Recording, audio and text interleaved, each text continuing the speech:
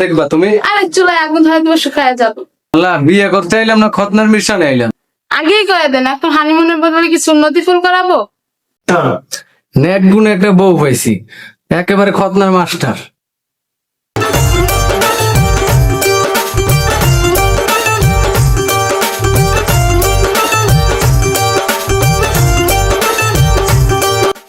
কিন্তু শুনুন, একটু কাছে আসুন। মানে আসতেছি।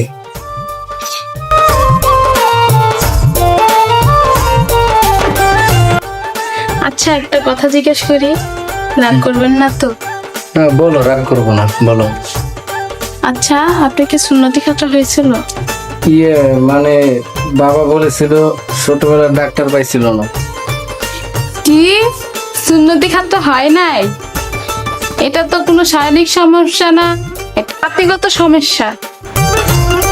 যাই হোক, ভালো হলো, বিয়েটা ভালোভাবে তো হয়ে গেল। এখন আমার মেয়েটা সুখ শান্তিতে থাকতে পারবে। জি হ্যাঁ হ্যাঁ, আমার ছেলেটা ও তো এখন সংসার হয়ে মা মা কি ছেলে দেখে বিয়ে দিলে, ছেলের খতনা হয়নি? আচ্ছা মেয়ে কি বলে এসব? কি বলবো আর বেন, ছোটবেলায় ডাক্তার পাইনি তো তাই করাই দেবে না, এই পর্যন্ত এই বিষয়টা খেয়াল করি নাই। আজই করাইতে হবে, আমি নিজে দাঁড়িয়ে করাবো। কিছুদিন সময় দিলে না, আজকে করাইতে হবো। আগেই করে দেন, এখন হানিমুনের বদলে কি সুন্নতি ফুল করাবো?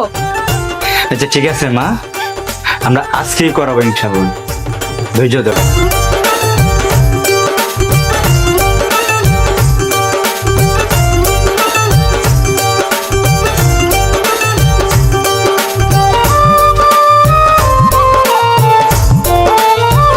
এই দাঁড়ান তো দেখি। আরে আর কতবার দেখবা তুমি? আরে চুলায় আগুন ধরে দেবো, শুকায় যাবো। আরে আল্লাহ, বিয়ে করতে আইলাম না খতনার মিশনে আইলাম? আচ্ছা, তুমি যে এই যে সারাক্ষণ খতনা খতনা করো, মানুষ শুনে হাসাহাসি করে, জানো রে? তোর মানুষে কি বললো না বললো, সেটা তো বড় কথা না। বড় কথা হলো তুমি এখন মুসলিম ঘর হয়েছ, সেই বড় কথা। নেট গুণ একটা বউ পাইছি, একেবারে খতনার মাস্টার।